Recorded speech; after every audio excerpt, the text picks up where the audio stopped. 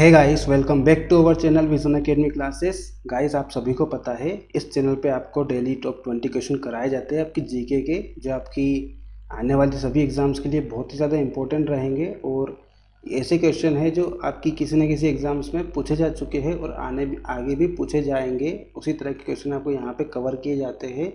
तो गाइस, बने रहिए हमारे साथ में। और अगर आपने अभी तक चैनल को सब्सक्राइब नहीं किया तो सब्सक्राइब कर लीजिए इसे, और पास में जो बेल आइकन उसे प्रेस कर दीजिए ताकि आपको आने वाली सभी वीडियो की नोटिफिकेशन मिल जाए। तो चलते हैं हमारे आज के वीडियो पे।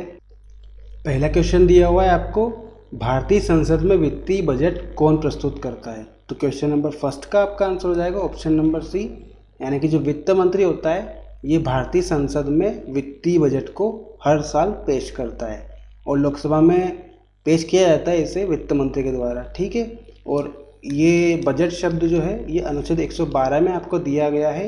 यहाँ पे बजट शब्द ना बोलकर इसे वार्षिक वित्तीय विवरण बताया गया है। वार्षिक वित्तीय विवरण कहा गया है 112 में। इसे बजट शब्द का यूज़ नहीं है हमारे संविधान में, तो ध्यान रखना इसे। और बजट पेश करने वाली पहली जो महिला है वो इंदिरा गांधी जी थी।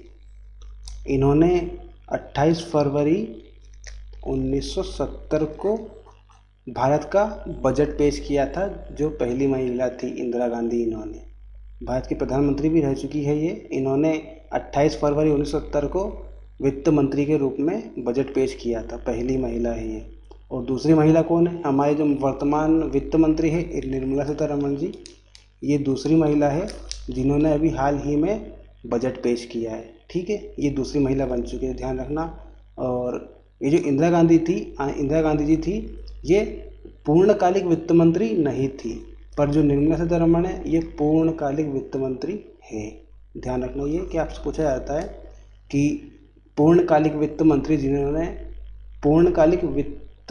महिला वित्त मंत्री जिन्होंने बजट पेश किया है, पहली महिला कौन है पूर्णकालिक। तो आपका आंसर हो जाएगा निर्मला सीतारमण जी। और ये पूछा जाता है कि पहली महिला जिन्होंने बजट पेश किया, तो आपका आंसर हो जाएगा इंदिरा गांधी जी। ठीक है, अगला क्वेश्चन देखते हैं। क्वेश्चन नंबर 2 दिया हुआ है आपको, ग्रीन हाउस प्रभाव में कौन सी गैस सर्वाधिक भाग देती है। तो क्वेश्चन नंबर 2 का आपका आंसर हो जाएगा ऑप्शन नंबर ए, जो पानी की वाष्प है ये ग्रीन हाउस प्रभाव में सर्वाधिक भाग देती है। ये 36 से 72% तक ग्रीन हाउस प्रभाव में भाग देती है। इसके बाद अन्य गैसें आती है जैसे कि CO2, ये आपका 9 से 26% तक आपका ग्रीन हाउस प्रभाव में भाग देती है। उसके बाद मीथेन है जो कि 4 से 9% तक ये ग्रीन हाउस प्रभाव में भाग देती है। उसके बाद ओजोन परत है जो कि 3 से 7% तक ये आपका ग्रीन हाउस प्रभाव में भाग देती है। ये ग्रीन हाउस प्रभाव क्या होती है, ये एक ऐसी गैसें होती है जो वातावरण के तापमान को अपेक्षाकृत अधिक बनाने में मदद करती है। ठीक है, तो ध्यान रखना इस क्वेश्चन को। अगले क्वेश्चन पे चलते हैं। क्वेश्चन नंबर 3 आपको दिया हुआ है, कॉर्बेट नेशनल पार्क को किस पशु की रक्षा के लिए स्थापित किया गया था। तो क्वेश्चन नंबर 3 का आपका आंसर हो जाएगा ऑप्शन नंबर ए, यानी कि बंगाल के जो बाघ है उनकी रक्षा के लिए कॉर्बेट नेशनल पार्क को स्थापित किया गया था। इसकी स्थापना बंगाल टाइगर की सुरक्षा के लिए 1936 में की गई थी। ध्यान रखना सी, 1936 में कॉर्बेट नेशनल पार्क की स्थापना की गई थी। और इसे पहले कॉर्बेट नेशनल पार्क के नाम से नहीं, हेली नेशनल पार्क के नाम से जाना जाता था। इसे हेली नेशनल पार्क बोलते थे इसे। बाद में इसका नाम Corbett national park, Jim Corbett के नाम पर इसका नाम कॉर्बेट नेशनल पार्क रख दिया गया था। ठीक है, और ये जिम कॉर्बेट कौन थे, इन्होंने इसकी स्थापना में महत्वपूर्ण भूमिका निभाई थी, तो उन्हीं के नाम पे इस नेशनल पार्क का नाम जिम कॉर्बेट नेशनल पार्क रख दिया गया है। और ये भारत का सबसे प्राचीन राष्ट्रीय उद्यान है। ठीक है, उत्तराखंड कहाँ पे स्थित है ये उत्तराखंड के नैनीताल ज़िले में स्थित है। और ये जो उद्यान है, इसी उद्यान में सबसे पहले प्रोजेक्ट टाइगर की शुरुआत की गई थी। जिम कॉर्बेट नेशनल पार्क से जो प्रोजेक्ट टाइगर था उसकी शुरुआत की गई थी।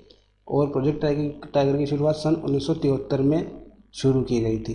ठीक है, ध्यान रखना ये सब बातें। अगले क्वेश्चन पे चलते हैं। क्वेश्चन नंबर 4 दिया हुआ है आपको, सुब्रमण्य भारती एक प्रसिद्ध थे।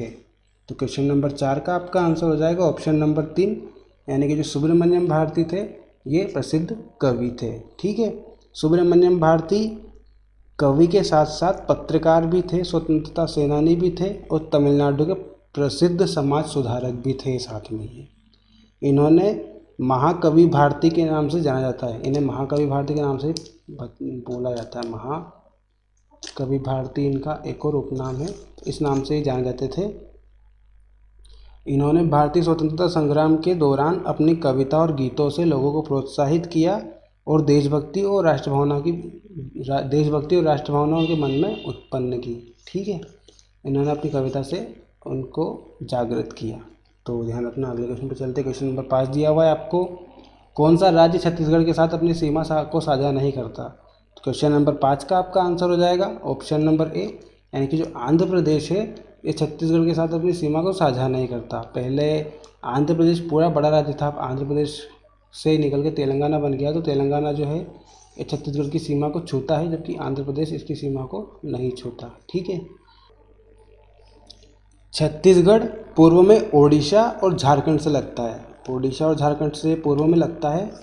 ठीक है, पश्चिम में मध्य प्रदेश और महाराष्ट्र से अपनी सीमा साझा करता है, मध्य प्रदेश और महाराष्ट्र इसके पश्चिम में आते हैं, और उत्तर में उत्तर प्रदेश है और झारखंड है, ये दोनों से अपनी सीमा साझा कर रहा है। उत्तर प्रदेश और झारखंड इसके उत्तर में आते हैं छत्तीसगढ़ के, और दक्षिण में तेलंगाना की सीमा से ये घिरा हुआ है। ठीक है, दक्षिण में तेलंगाना ने इसे घेरा हुआ है। तो टोटल 7 राज्यों से अपनी सीमा बनाता है छत्तीसगढ़। ठीक है, ध्यान रखना है यहाँ पे। और छत्तीसगढ़ के मुख्यमंत्री अभी वर्तमान में जो है वो भूपेश बघेल जी हैं। यहाँ के जो राज्यपाल है वो अनुसुईया उइके जी हैं, और छत्तीसगढ़ उच्च न्यायालय के जो मुख्य न्यायाधीश है वर्तमान में वो PR रामचंद्र मेनन जी हैं। ठीक है, ध्यान रखना इसे। अगले क्वेश्चन पे चलते हैं। क्वेश्चन नंबर 6 आपको बोल रहा है भारत की सबसे लंबी नदी का नाम बताइए। तो क्वेश्चन नंबर 6 का आपका आंसर हो जाएगा ऑप्शन नंबर 2, यानी कि जो गंगा है ये भारत की सबसे लंबी नदी है। ठीक है, इसकी लंबाई कितनी है? 2525 किलोमीटर इसकी टोटल लंबाई है। यह नदी उत्तराखंड राज्य के पश्चिम हिमालय से निकलती है। ठीक है, उत्तराखंड राज्य से निकलती है और यहाँ से उत्तर भारत के गंगा के मैदान में प्रवेश करती है, और फिर दक्षिण पूर्व में प्रवाहित होती हुई बांग्लादेश में प्रवेश करती है, और बाद में बंगाल की खाड़ी में मिल जाती है। मतलब जो गंगा है ये उत्तराखंड राज्य से स्टार्ट होके कहाँ पे जाती है? बंगाल की खाड़ी में मिल जाती है, पश्चिम बंगाल में होते हुए। ठीक है, गंगा नदी जल विसर्जन की दृष्टि से विश्व की तीसरी सबसे बड़ी नदी है ये। मतलब ये जितना जल इसमें रहता है, इसकी क्वांटिटी अपन देखें तो ये विश्व की तीसरी सबसे बड़ी नदी है, जो सबसे ज़्यादा जल लेके जाती है अपने साथ में, बंगाल की खाड़ी में जाके मिलाती है ना। तो ये तीसरी सबसे बड़ी नदी है जो विसर्जन की दृष्टि से तीसरे नंबर पे आती है। ठीक है, अगला क्वेश्चन देखते हैं। क्वेश्चन नंबर 7 आपको दिया हुआ है, महात्मा गांधी द्वारा भारत छोड़ो आंदोलन का प्रारंभ वर्ष में किया गया था। तो क्वेश्चन नंबर 7 का आपका आंसर हो जाएगा ऑप्शन नंबर 2, यानी कि 1942 में महात्मा गांधी जी ने भारत छोड़ो आंदोलन का प्रारंभ किया था। इस आंदोलन को अगस्त आंदोलन के नाम से जाना जाता है। अगस्त आंदोलन भी बोलते हैं इसे, भारत छोड़ो आंदोलन को, जो कि 1942 में स्टार्ट हुआ था। इसमें ब्रिटिश शासन के अंत की बात की गई थी। इस आंदोलन में गांधी जी ने एक व्यवस्थित क्रम में ब्रिटिश सरकार को भारत से निष्कासित करने का आह्वान किया था, और इस आंदोलन के द्वारा लोगों ने अंग्रेज़ों का व्यापक विरोध भी किया था। ठीक है, तो भारत छोड़ो आंदोलन के द्वारा लोगों ने अंग्रेज़ों का व्यापक विरोध किया, और ये महात्मा गांधी द्वारा 1942 में शुरू हो गया था। बाद में महात्मा गांधी जी को जेल में डाल दिया गया था, इससे ये आंदोलन हिंसक हो चुका था। ठीक है, तो ध्यान रखना। ये अगले क्वेश्चन पे चलते हैं। क्वेश्चन नंबर 8 दिया हुआ है आपको, किस स्वतंत्रता सेनानी ने महात्मा गांधी जी को पहली बार राष्ट्रपिता कहकर संबोधित किया था?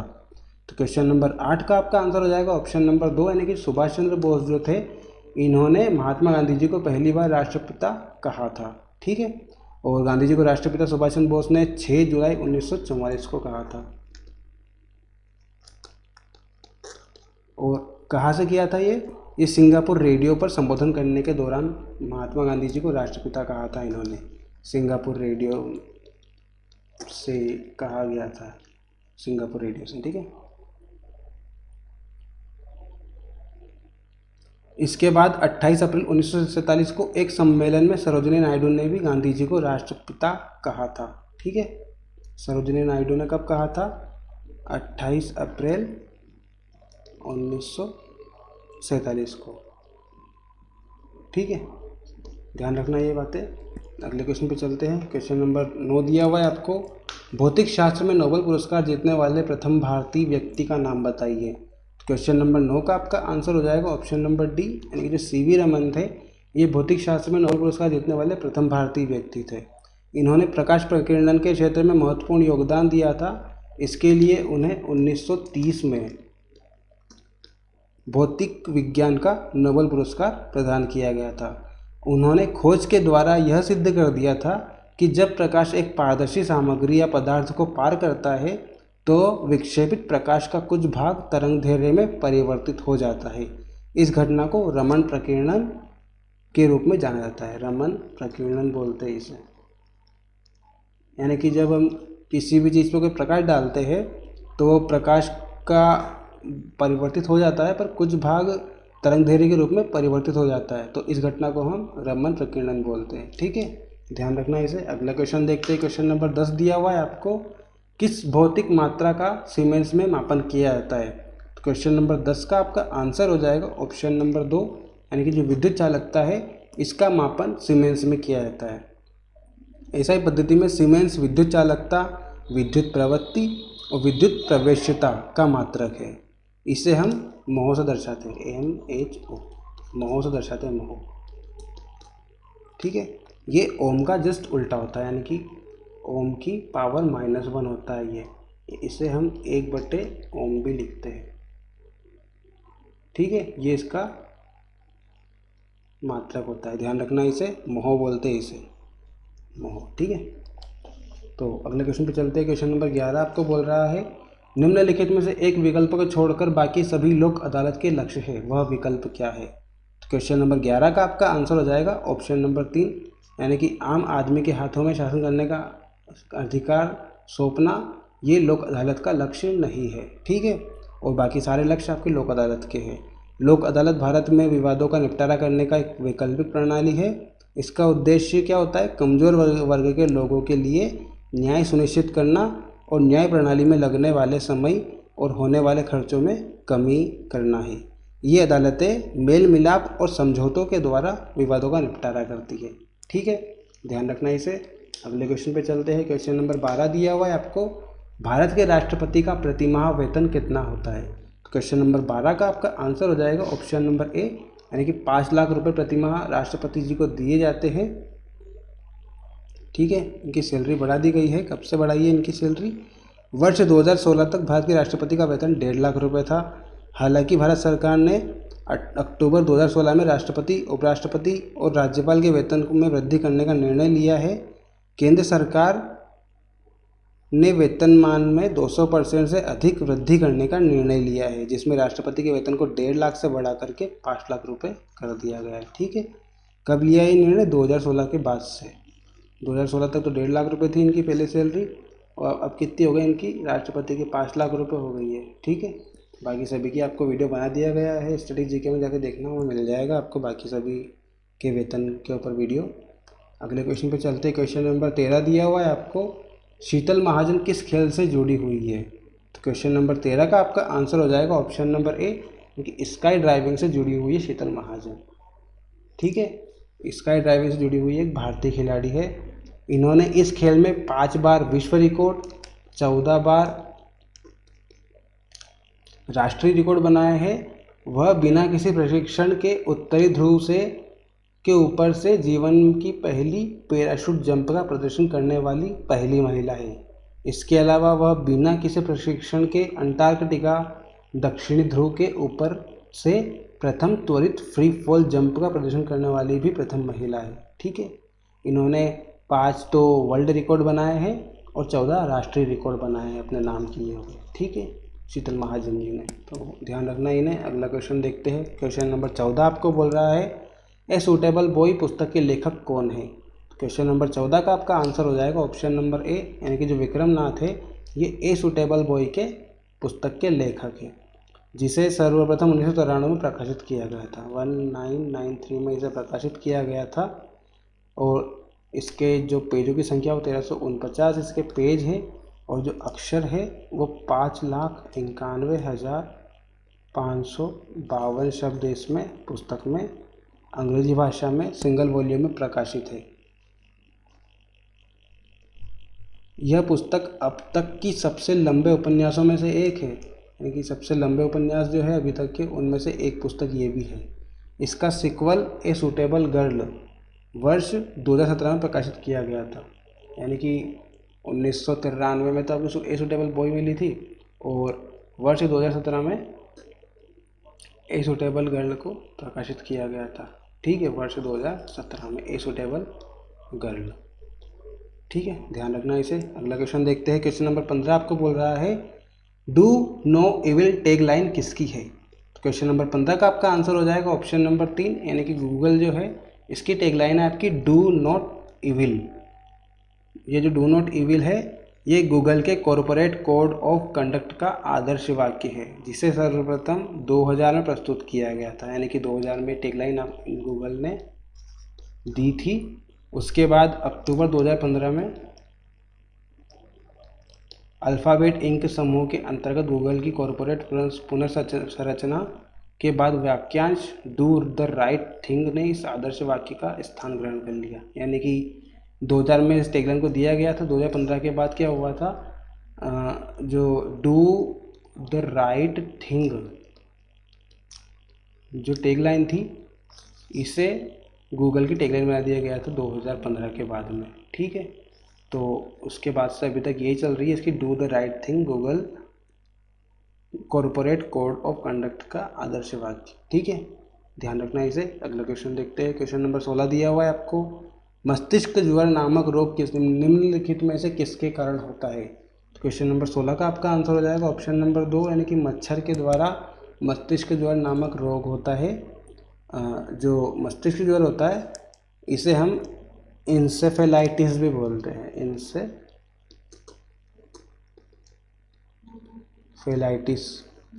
ये इसी का रूप है मस्तिष्क ज्वर का। ठीक है, जो कई वायरस में से किसी एक के द्वारा फैलता है और एशिया में जो यह रोग फैलता है ये जापानी बी इन्फेलाइसिस के द्वारा फैलता है।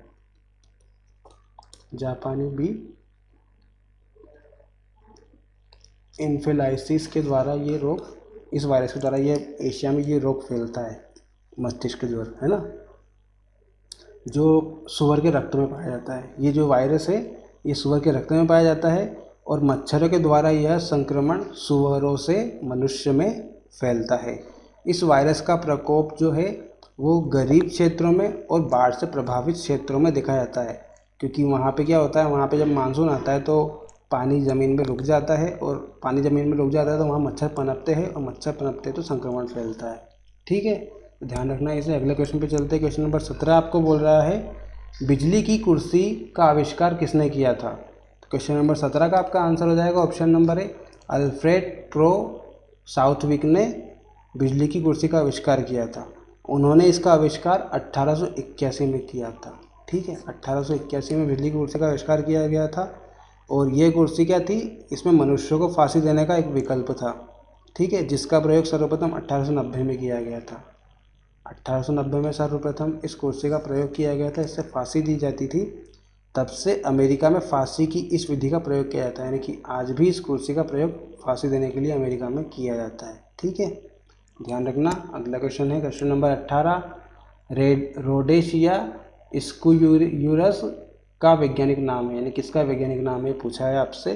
क्वेश्चन नंबर 18 का आपका आंसर हो जाएगा ऑप्शन नंबर सी, यानी कि गिलहरी का जो वैज्ञानिक नाम है वो रोडेशिया स्क्यूयूरस इसका वैज्ञानिक नाम है। ठीक है, अगले क्वेश्चन पे चलते हैं। क्वेश्चन नंबर 19 आपको बोल रहा है यदि नकदी जमा का अनुपात घटता है तो कर्जे का निर्माण रिक्त स्थान है। क्वेश्चन नंबर 19 में आपको आंसर हो जाएगा इसका ऑप्शन नंबर ए, यानी कि नकदी जमा का जब अनुपात घटता है तो कर्जे का निर्माण आपका बढ़ जाता है। ठीक है, अगला क्वेश्चन देखते हैं। क्वेश्चन नंबर 20 आपको दिया हुआ है विकिरण के सभी प्रकारों अल्फ़ा, बीटा और गामा का पता लगाने के और उनकी माप के लिए प्रयोग किया जाने वाला उपकरण है। तो क्वेश्चन नंबर 20 का आपका आंसर हो जाएगा ऑप्शन नंबर ए, यानी कि जो गीजर काउंटर है ये अल्फ़ा, बीटा, गामा किरणों का पता लगाने और उनकी माप करने के लिए प्रयोग में लिया जाने वाला उपकरण है। और गीजर का काउंटर एक ऐसा उपकरण है जो गीगर मूलर ट्यूब में उत्पन्न आयनीकरण प्रभाव के प्रयोग से अल्फा बीटा और गामा किरणों को आयनित विकिरण में मापता है। ठीक है। उपकरण का नामकरण गीगर मूलर ट्यूब के नाम पर किया गया है। इसका प्रयोग व्यापक अनुप्रयोगों जैसे विकिरण, मात्रा मिति, रेडियो चिकित्सा, विज्ञान सुरक्षा और परमाणु उद्योगों में इसका उपयोग किया जाता है गीजर काउंटर का। ठीक है, तो ध्यान रखना इसे। तो गाइस हमारा ये लास्ट क्वेश्चन था। आई होप आपको ये वीडियो पसंद आया होगा। अगर आपको ये वीडियो पसंद आया तो इसे लाइक कीजिए, कमेंट करके बताइए वीडियो कैसा लगा, और ऐसा ही भी कंटेंट आगे भी प्राप्त करने के लिए बने रहिए हमारे चैनल पे। और आप चैनल पे नए हो तो सब्सक्राइब कर लीजिए इसे, पास में जो बेल आइकन है उसे प्रेस कर दीजिए ताकि आपको आने वाली सभी वीडियो की नोटिफिकेशन मिल जाए। तो मिलते हैं हम अगले वीडियो में, तब तक के लिए अपना ध्यान रखिए। ठीक है, थैंक यू।